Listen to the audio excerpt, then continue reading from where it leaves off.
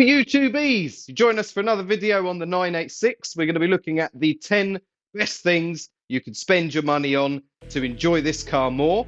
This is an experienced owner's opinion, but it will also be gauging things that are commonly talked about in a lot of the online groups. Some of these things I've done, some of them will be what my next money for this will be spent on. Some of these will be peace of mind, some of them will be removing or preventing headaches. Ultimately, this is going to be about making this car more fun. So join me, we're going to run through the top 10 things you should spend your money on if you've got one of these cars. It's not exclusively for this car, some of them will be, but generally, how can you make this car more enjoyable? Stick around. So in contrast, starting in at number 10, so that fabulous introduction about making this car more fun, we're going to start with something that is a little bit of a bugbear for new owners and maybe ongoing for other owners. And we are going to talk about the dreaded IMS, the intermediate shaft bearing. There is a bit of a stigma with these cars of these failing. The reason this one makes the list, two reasons. The first one is peace of mind. There will be people who want to buy these and who have bought these where that's eating away at them. Potentially massively, potentially a little bit, but it does take away from the enjoyment of the car. If you're constantly worried about something blowing up or it breaking, losing all of its value, you're not going to enjoy it as much. And allegedly, part of helping deal with that is make sure you enjoy the car. Drive it like you stole it, drive it like a Porsche, because then you're getting higher revs and you're pushing the oil around. That bearing in some of these cars has a slightly higher fail rate than other cars. People have blown it out of proportion massively.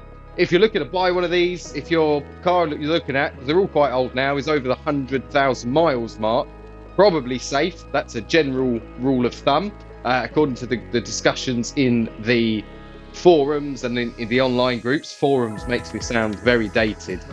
So the IMS in these cars, it does have a failure rate. It's relatively low, but higher than other cars, as I say. If you want to go ahead and replace it, you can get an upgraded version, which is a lot less prone to failure, which will then not result in catastrophic engine damage should it go bad, which is the worst possible outcome of that bearing failing. And you're probably looking in the hole for getting this done professionally, somewhere in the £1,500 to £2,000 mark in the UK, inclusive of the labour. That could obviously vary massively. It's quite a large sum of money to spend on a car that you might have picked up for, these go decent ones anywhere between sort of £5,000 and £8,000, maybe £1,000 in 2025. Maybe they're about to go up a little bit as the summer comes around. But that's for the peace of mind. You get two benefits of doing that with this. You don't have to worry about it failing. And if you are thinking about the resale value of your car, it is going to help with that. People are much more likely to want to buy one of these that has got documented history of the IMS being done. That being said, I haven't done it. I am not particularly fussed about the resale value. I intend to have this car a long time. I've had this one quite a while. I would need a significant amount more money to get as good a driving car, in my opinion, to actually upgrade on this. So I'm not particularly fussed.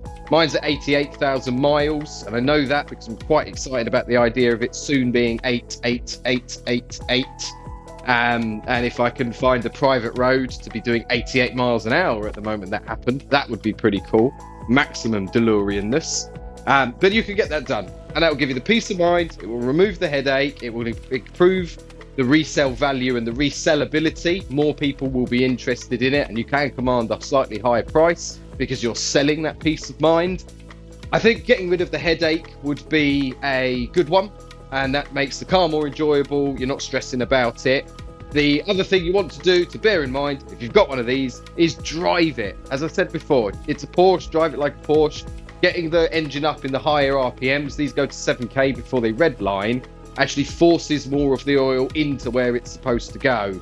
And the other thing that you can do, regular oil servicing and checking your oil filter regularly for any metal shavings in it, because that could indicate you are possibly on your way out, and then you can save the damage, because obviously getting it done is cheaper than another engine. So IMS bearing number 10. In at number 9, again, on the theme of removing potential headaches and obstacles for further down the line, which is less fun than some of the other stuff we're going to talk about, we're talking about trickle chargers.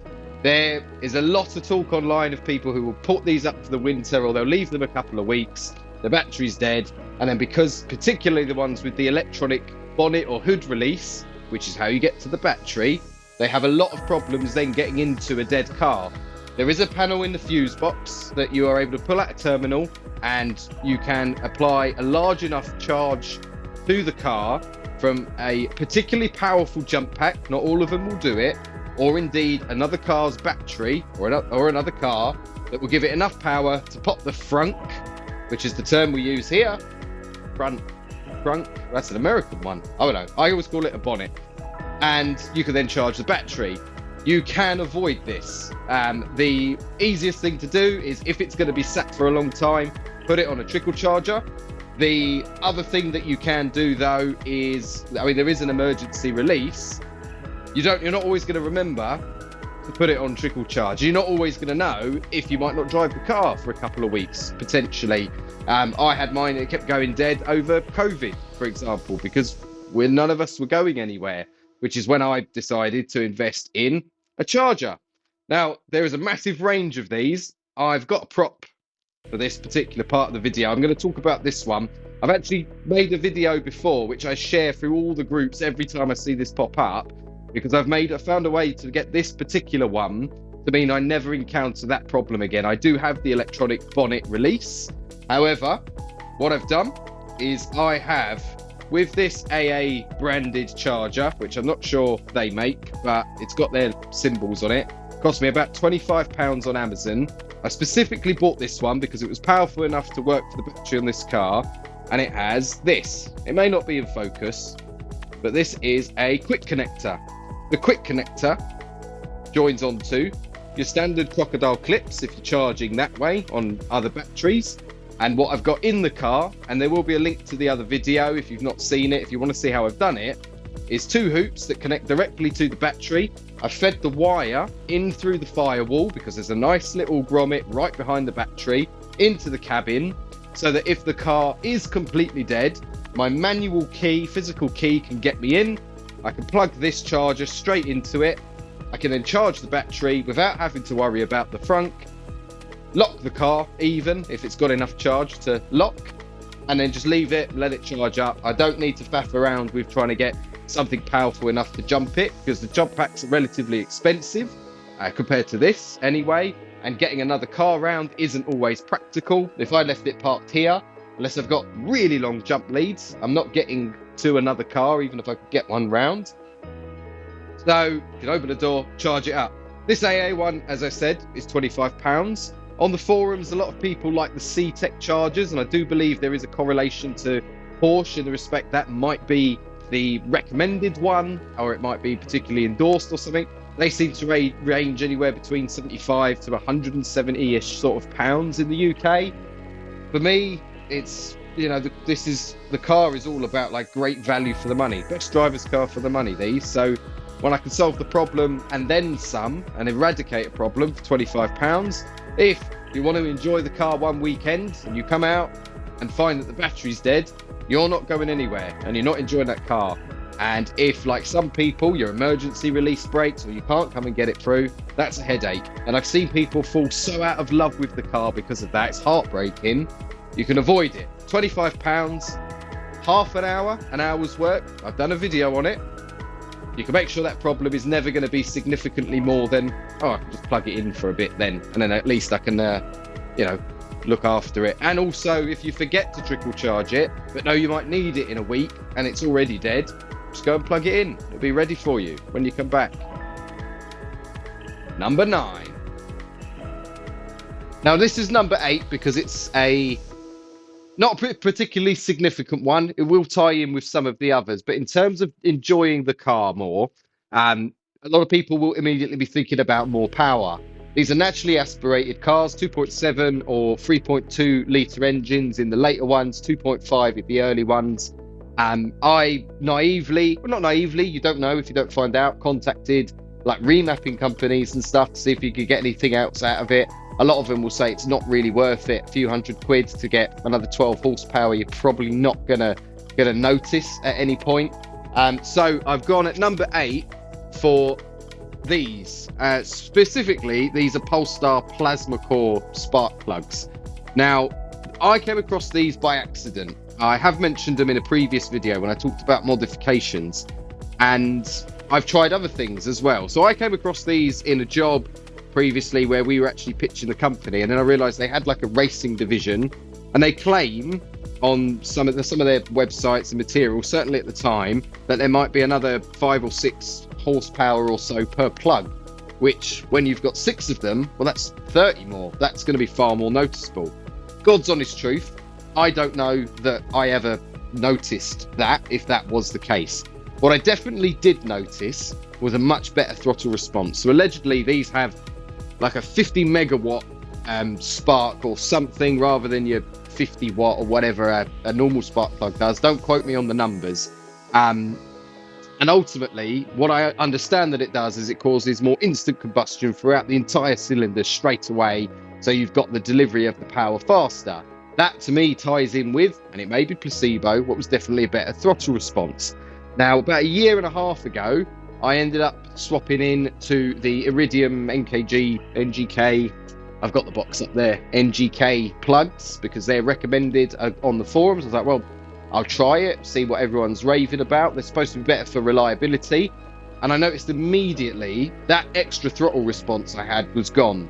And about 2 weeks later, I ordered another set of these and put those in, and it's back. So there is a noticeable difference. I've had the car, this particular one, I think I've had 7-ish years now. I've had one of these for 10 years. I definitely noticed the difference. You learn a car very well. I drive it quite a lot. And the price difference for these is not crazy compared to normal plugs. I think for a set of 6, you're going to be looking at about 150 to 200 quid, depending where you're from. First time I ever bought these, they weren't actually available in the UK, and I had to get them from the US. They are in the UK now. You want the BE1H. I won't know if that's focusing. I can get up and check though. And what I do with a lot of the parts I buy for the car is I just keep the box, like particularly for the part number, and I tuck them all in that cable up there. Actually, it's probably, I should get a folder. So I do have one of the boxes here. So have we got part numbers on this? There we go.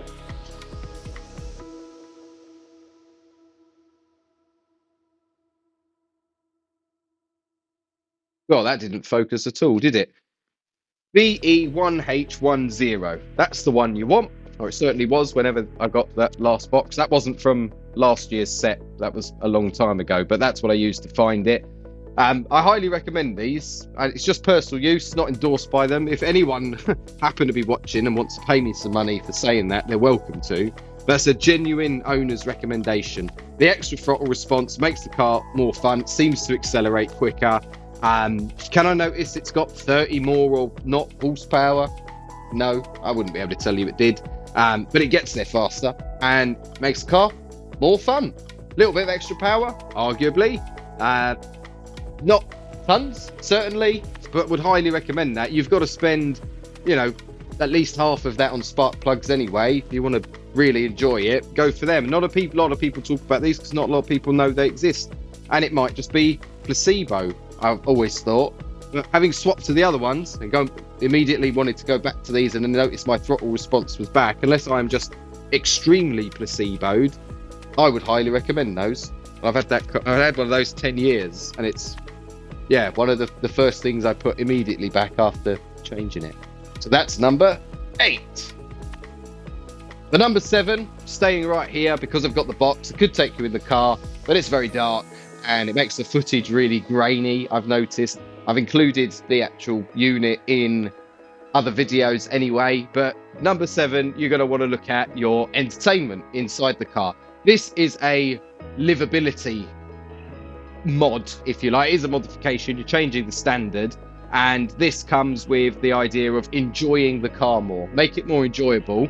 It's 2025. Not everybody wants to roll around with CDs in the car, and you just look at upgrading the head unit. So this is a difficult one to share a price with for everybody because everyone's taste will be different. There's a wild range of different things that you can get.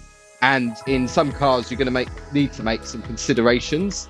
Anything that is the facelift version of the 986 will have either the most fiber optic stereo system or the Bose fiber optic stereo system. That's a fiber optic connection between effectively the head unit and the amp in the front before it then goes out to the speakers. The reason I mention that is because adapting or getting the adapter that will talk to an aftermarket head unit to allow it to talk to that amp was the most expensive part for me. I think that adapter ran at about 200 or so pounds. They may have got cheaper now. I did this quite a few years ago, and it was a bit fiddly. So my initial process was I bought a much cheaper, AliExpress special aftermarket head unit just to test if it was going to work, before then deciding to go for this one here. So this is a Pioneer SPH 10BT. It's a Bluetooth head unit. It has some customizable colors on it, which I liked. It's not particularly ugly. A lot of these are quite ugly. And this one holds your phone, so I can have a screen for whatever I want to have on the screen. Normally only using that for the navigation, but also it's a nice place to hold the phone. I don't have to have a phone holder. There are options. You could go doubled in. There are later Porsche units that people retrofit in because they want to kind of keep a bit of an OEM look. This one is a taste element. Not planning to include in this list any mods that are aesthetic or too particularly opinionated in the respect of some people will like that, some people won't. But get yourself uprated head unit. If you want to move away from just CDs, you can also then take the calls in the car, all of that good stuff. This one I think was about £110, so I wasn't too upset with that. It's phenomenal, works really nicely, suits my needs perfectly, holds my phone, doesn't get in the way of the cup holders, everything's on a hilt. I've shown it in other videos, but that's what we're going in at number 7 in car entertainment. Number 6, servicing. For the sake of YouTube, I'm super fancy. I've moved the camera about a foot that way, but I'm still sat here because I can't show you this on the car. But if you're going to spend your money on your car, look after it and it will pay you back. So you're looking at things like your oil filter. I do that at least once a year. There's obviously intervals for number of miles, but not everyone is going to use it all the time. Use your education, have a good guess. You want to include coils in that occasionally. You can check, what you're comfortable with. Some people do them regularly, some people don't do them too regularly. I'm not here to tell you, you must do it every 15,000 miles or anything like that. The other things that you want to look for on these cars, particularly to keep enjoying them, coil packs. If you've got the old style where the engine's low, you will find they eventually crack and then they start getting water seep in them, go rusty, start becoming intermittent, and eventually will fail. There are newer versions that have the bigger housing that's thicker. They're not prone to cracking like the older original versions were. Again, vast range of prices on all of this. I think the ones you want to be premium on, oil, definitely. Don't buy cheap oil for it. Buy the good oil. Look after the engine. It will pay you back. Promise you it pays you back. You've got nothing to worry about. The car's look like it's happy. It will look after you because you've looked after it. I've already talked about the spark plugs or plasma spark plugs or whatever they claim to be in this video in detail. And for the coil packs, personally, I really don't recommend the Beru ones that everybody else did, and that's the ones I tried. In my video where I changed the coils and the spark plugs, the coil packs, sorry, mine all got stuck in each one, like disintegrated. It rapidly disassembled itself as I was taking them out. Possibly an error on my part, but for every single one, it'd be the first time after years of working on cars that's ever happened to me. Wasn't very happy with it, but each to their own devices there. Always change the oil filter. This is, again, if you pay to have this done and have servicing history, it will help with better value for the car and there's more paperwork. Personally, for the cars of this value, I don't think that somebody who's looking after it themselves necessarily is the worst thing, and I think that's quite normal. If you went and did a full service with Porsche, you're probably quite a few £100 in, which is, are you going to see that back on the other end? Honestly, probably not. And these are good cars for wrenching on anyway. So yeah, that's what we've got in at number 6. Service it. Spend your money on looking after the thing. In number 5, I have come into the car and I've done you lot solid by putting the roof down so we actually get some light in here so you can see what we're looking at. Number 5 for me would be a short shifter. If you were to ask all the 986 owners in all of the groups what's the best bang for the buck you can get in this car, the 30 plus quid that you might spend on a short shifter for it will probably get the most votes. Now the reason for this, the 30 plus, is there's a range of ones that you can get, but I've seen people have great results, incredibly happy with even 30-35 pound ones off eBay. They come with a very cool blue sort of anodized metal part that's the housing cradle for it, which 8-year-old me is very excited about. I was gonna say would be, but he still is excited about that, even though you never see it. The reason for this, and this would be where my next spend for this I think is going to go. This isn't one I've done yet, but after a while these start to get a little bit stiff and clunky. There's probably some argument for playing with the cables in here, but for me, if I'm going to bother going in there again, I might as well just change it to the short shifter just to reduce the throw. So you can hear it's a driver's car. You get some feedback from everything, but it's a bit slow, and then the throw on it is quite far, so it just reduces that. It makes the car more fun, apparently gets you quicker changes, and it's what people will feed back generally in the group, gives them a bit more connection to what they're doing. You're a bit more engaged with it, and it's apparently great fun. So the next spend for me, short shifter, and that's number 5. Before we get into number 4, I thought this one makes a good point to include this. I wanted to thank everybody who might be here who watched my top things you should know if you own a Boxster video. Got very good feedback about teaching people who've had the car for years, things they didn't know about it, little quirks, things like that. It recently went over 4,000 views, which for a small channel is a very big deal. When I started doing this, that's more than I thought any of what I was doing would do. I mean, the bio on the channel is, this is for the one guy who kind of wants to watch me pottering around in the garage. So firstly, thank you very much if you watched that. If you didn't watch that and you own a Boxster, I'd recommend you watch it because you might learn something, and it includes a lot of things that are sort of things people worry about that maybe don't need to, and just top tips for like living with one of these and getting the most out of it and learning more of the quirks. If you're a new owner, things you should know, but I've ended up teaching some experienced owners some things. Off of the back of that, if anyone subscribed because of that video, again, thank you very much. I'd love to grow this more. You would have noticed the projectcar in a lot of the shots for this one. If you've not watched any of the projectcar videos, a lot of this is stuff I would be doing myself anyway, and if I get to the point that I can get the YouTube monetized to start paying for some more bits of this, then things can move faster, which would be nice because obviously I pay for everything myself at the moment. So please consider subscribing to the channel. If you could leave us a like just to help the algorithm, and put a comment in, particularly anybody who might have purchased one of the products I actually named, like the charger or the spark plugs, or be thinking about it. Even drop their name in there as well. Just build some engagement around the video, just as like a small thank you to me for putting this together for you. If you've learnt something, if you've had any value from it, and subscribe if you want to see more videos about this car, about that car. We do model cars as well sometimes. Made a scale replica of this particular 986. If anyone's interested, you can go and find it. Generally though, just really appreciate the support and the feedback everybody has been giving me for the channel, and I was absolutely stoked when that video went over 4,000 views, so thank you all very much. In at number 4, I've gone for brakes.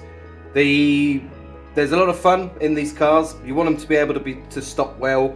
Good investment in these cars would be in the braking system. That starts with your discs and your pads. They need to be serviced and changed regularly enough anyway. So if you're going to be in there doing it, why not spend a little bit extra, and instead of getting sort of your standard material discs and pads, go for something a bit better. You've got a couple of options for a full set of discs and pads for Brembo, Design Tech, EBC. They are all somewhere normally between £300 to £450, depending on what's available at the time, what's not. So obviously it might vary time to time and in your region, but you can normally find somewhere with a deal on.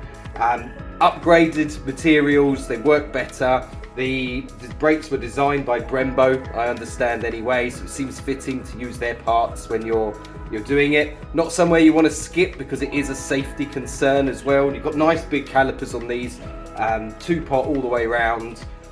Why not make the most of them? You've got to go and change them anyway. It will only really cost you an extra 100, 150 quid per change when you need to do all pieces, including the disc and the pad.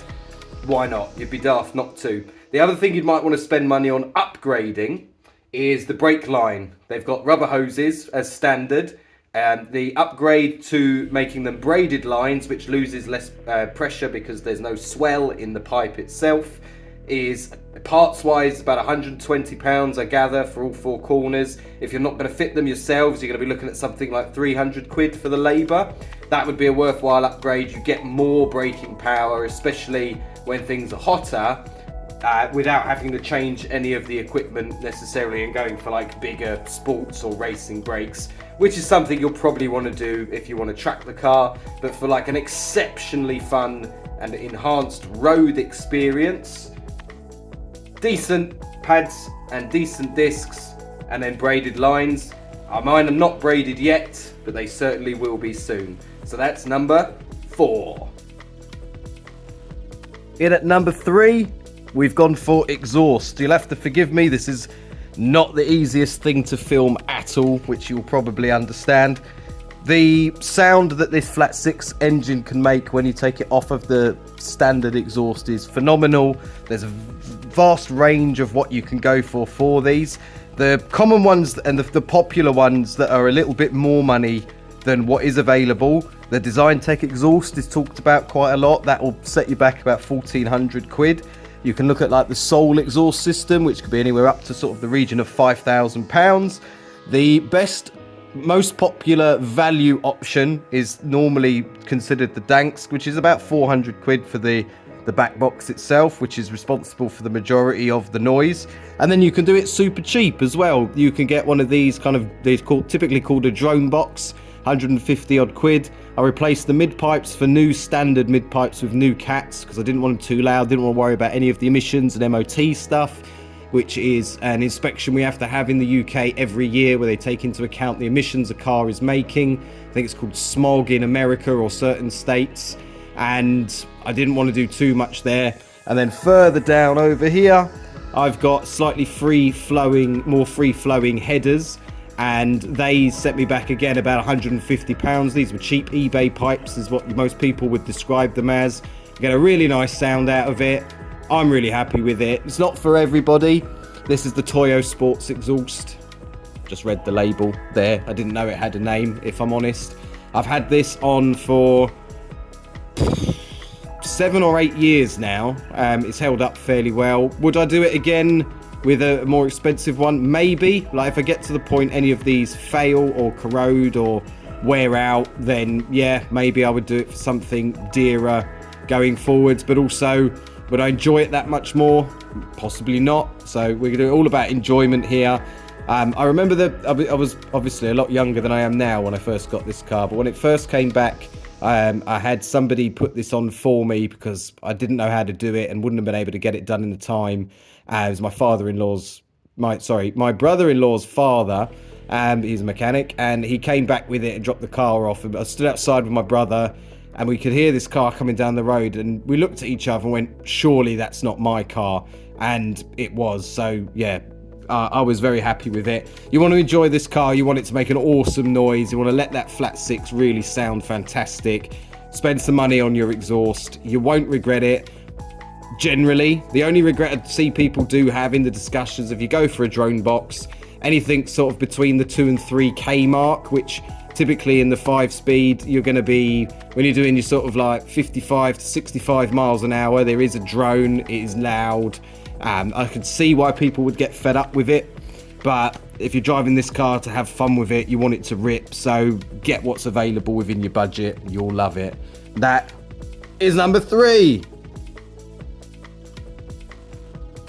In at number 2, controversially maybe, is my favourite. You think I'd put my favourite thing to spend money on in place number 1. It's not at all. It's in number 2, and that is suspension. These cars are all about going around corners, being in control, going around the corners fast. This is why this will do faster lap times than a car with, not obviously tons more, but more power. When I was looking at buying this car, the other options that were kind of on similar playing fields, if you like, were like things like the Z3 and 4 from like BMW and Audi TTs, things like that, things with the engine up the front. The handling and the balance of these cars is what absolutely makes them exceptional. It's the thing that makes them the most fun driver's car for the money, and it's why I've stuck with one for so long, because going for something better would require, in my opinion, significantly more investment, certainly beyond what I have. So if you want to enhance that, really enjoy these cars, do something with your suspension. Now this has a wide range of what you could do with it. You can see I've got BC Racing coilovers. These are the BR series. These run at about 1,100 quid, I think, for all 4, like obviously all 4 corners, and set it up. Easily my favourite thing I've ever done to the car. Absolutely wish I'd done it years before. I've given them a clean up, forgive the rest of the mess. I haven't given it a proper wash since the winter's sort of ended. In the UK, like, maybe it never actually ends. There are tons of options that you can look at for this. You've got the Bilsteins also being very popular in the group, and that's kind of the debate, either Bilsteins or BC Racing. Bilsteins are a little bit more expensive. They would probably set you back £1,500 to £2,000. You've got a H&R kit that would probably be similar sort of pricing to the BC Racing, but they get great reviews from a lot of people who use them. And then a slightly cheaper option for coilovers would be ST, which is sort of £800 to £1,000, depending on, you know, sort of what deal you can find at the time. The other option that you would have would be keep the standard shocks and then go for stiffer, lowering springs. Ultimately, what these are doing is stiffening up the car so that you get less body roll and either less or more inertia when you're going round the corner, so the car is more planted, and it enhances the 50-50 weight distribution of the entire thing. You've got H&R lowering springs. They would set you back £250 to £350. You've got the IBAC springs, which are arguably the most popular, the most common ones I see in the groups. That is about £300, and then you could go for something a little bit more budget friendly with a set of Cobra lowering springs. This is very much a horses for courses. It's what you want to do with the car, how much adaptability you want to have with it, how much control over the settings, rebound, things like that, low height for the lower highness of the car. Ultimately, totally a choice preference, and might be one of those things that's slightly dictated by budget. A lot of people might struggle to justify spending 1,100 quid on a car they've paid maybe £4,000 or £5,000 for, which is what some of these will go for in this country particularly. But if you want to drive this car, you want to enjoy this car, you want this car to be the best at what it does best, and why you will love this car and smile every time you will drive it, get yourself some coilovers. I highly recommend the BC Racing ones. Again, absolutely like not endorsed, personal preference, what I decided to buy after reading tons of reviews, sharing lots of thoughts with people in the various like Facebook groups and things like that, and couldn't be happier with them. Wouldn't change them. Would be, if I got another Boxster tomorrow, first thing I would be doing when I could afford it is ordering a set of them for it. Wish I'd done it sooner. And that is number 2. And that brings us to number 1. If you've watched this far into the video, firstly, thank you very much. Secondly, if you haven't already, please consider subscribing, give the video a thumbs up. Appreciate the effort I've gone to share this stuff with you, hopefully to inspire you to go and spend some money making your 986 better in some cases, or more valuable. Give us a comment, let us know what your favourite has been so far, what you agree with, what maybe you disagree with. What I want to know is, after watching this, what is everybody's next spend on their car going to be? Bearing in mind, some people will have already done some of the things fairly recently we've already talked about. So what's next for you? I'm very curious, as it has probably been very evident in this video. I love sharing about this car. I learned so much about this car by other people sharing with me, making friends online and things like that. And I want to give back, and I want to inspire people to do more with these things and just enjoy them. They're at a super price point, particularly in the UK. You won't find a better driver's car for the money. let's help more people enjoy them. And it sort of speaks for what the groups online are like as well. Number one, tyres. You cannot spend better money on your car than on the tyres. Safety wise, it's the bit of the car that actually contacts the road. It's the bit that's doing the work.